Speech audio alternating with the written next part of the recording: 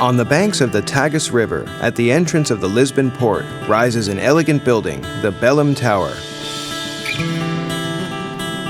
It was commissioned by King Manuel in 1515 during the golden age of the great discoveries. Originally erected in the middle of the water, it was at the time the main piece of the fortifications ensuring the defense of the river's estuary. The tower, however, presents magnificent carved decorations full of delicacy and refinement.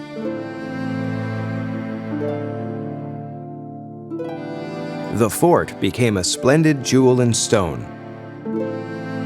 a true vessel whose prow advances towards the open sea. In the 16th century, the sea belonged to the Portuguese, and from the newly conquered land, the kingdom was bringing back countless riches. Close to the Belém Tower, the Monastery of the Hieronymites celebrates this golden age. The construction of the monastery commenced in 1502. In Santa Maria Church, the pillars, light as a palm tree forest, support a spectacular vault. Manuel I decided to transform a modest chapel into a magnificent royal pantheon. His tomb, visible here, is carried by elephants. Not far from the sovereign, at the entrance of the building, is the sarcophagus of Vasco da Gama, testimony of the incredible maritime era of the Portuguese. Departing in 1497, at the head of a small fleet composed of 9 ships, the sailor opened for Portugal the doors to all of Asia.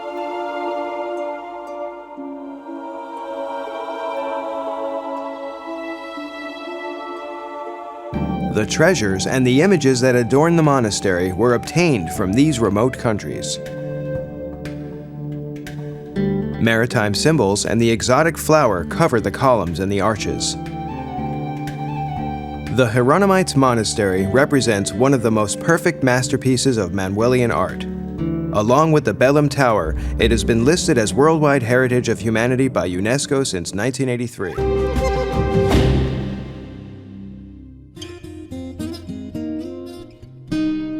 North of Lisbon, at the heart of the Sierra Sintra, a small city in the 19th century became the vacation resort for Portuguese nobility. In the luxurious surroundings, majestic residences were built. A romantic architecture blooms, blending styles and epochs. Among them, the extravagant Pena Palace, erected by Ferdinand II of Portugal, seems to step right out of a fairy tale. At the heart of a vast park of 200 hectares, the ruins of an ancient monastery gradually transformed into a sumptuous palace.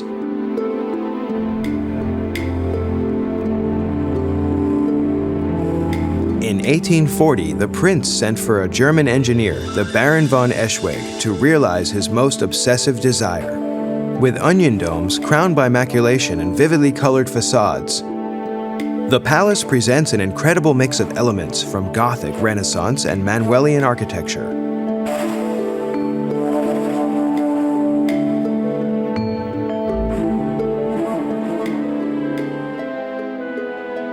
The Arch of Triton, at the center of the main court, serves as an excellent example.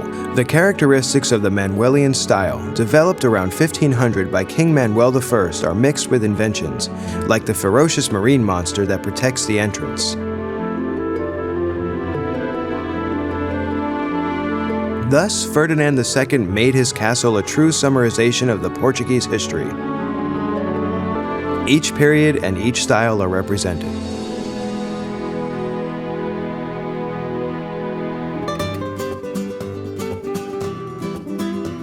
The fabulous surroundings of the palace prolong its magic. At the center of his colossal project, the prince has also conserved pre-existent elements. The interior has been preserved as well. It contains a precious treasure, a magnificent altarpiece in alabaster of the 16th century. In the remaining rooms of the palace, Ferdinand II realized his true whims.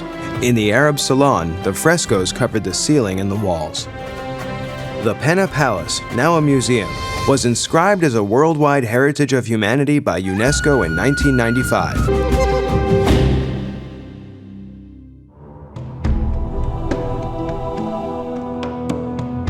In the center of Portugal rises an uncommon work, a monastery called Batalha, meaning battle in Portuguese. It was built to commemorate an exceptional confrontation. On August 14, 1385, the Portuguese troops of King John I won the Battle of Aljubarrota against the Castilian army. The victorious Portugal earned their independence for 200 years.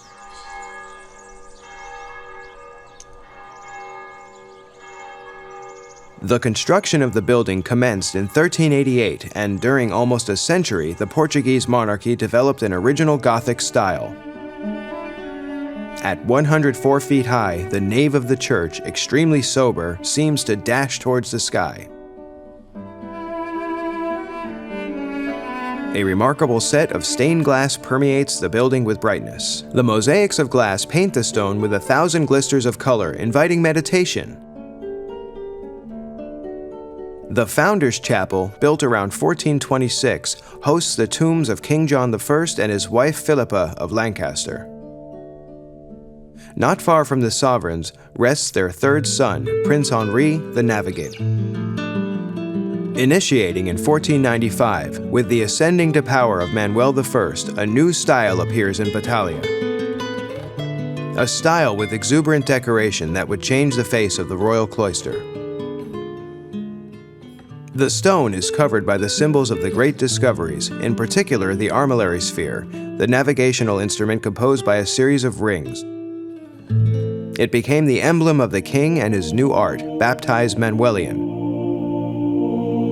But part of the building remained in open air, the awe-inspiring unfinished chapels. Originally, this palace was intended as the royal pantheon for all Portuguese sovereigns. However, it was finally left to the advantage of other buildings, and the construction was never completed. In the early 16th century, a sumptuous gate was built to connect the chapels to the church. The masterpiece of stone lace is the image of Batalha. Denoting a hymn to Manuelian art, it was inscribed as a Worldwide Heritage of Humanity by UNESCO in 1983.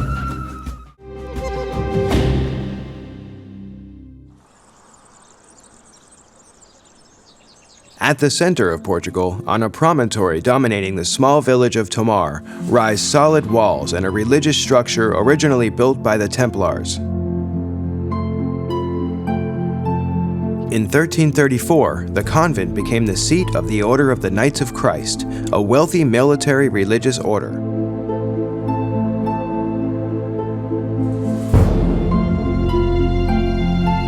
Led by Henri the Navigator, who became the order's Grand Master in 1420, these knights took part in the terrific maritime adventure that represented a big opening for Portugal. The visionary prince initiated the great expeditions to remote lands, launching a new ship on the sea, the Caravel. The ship propagated during the centuries to prestigious cross of the Order of Christ over the world.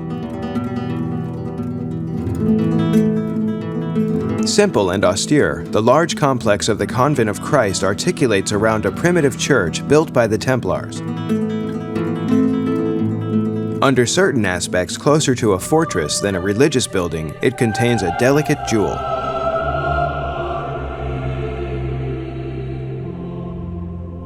At its center, the rotunda compounds a two-story octagonal construction.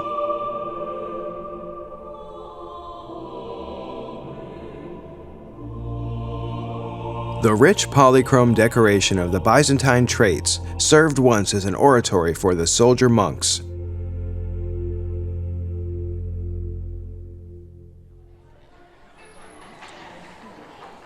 Later, the monastery benefited from countless riches arriving from overseas. An astonishing window in the chapter house is evidence of the exuberant, magnificent decorations that covered the building. All the symbols of the great discoveries are carved. The ropes, the cross of the Order of Christ, the exotic foliage, and the armillary sphere, a navigational instrument. This is a real masterpiece in Manuelian style, which developed during the 16th century under the reign of King Manuel I. Constantly enlarged and embellished by successive sovereigns, this location of the Kingdom of Portugal was parried by 7 cloisters and enlisted as a worldwide heritage of humanity by UNESCO in 1983.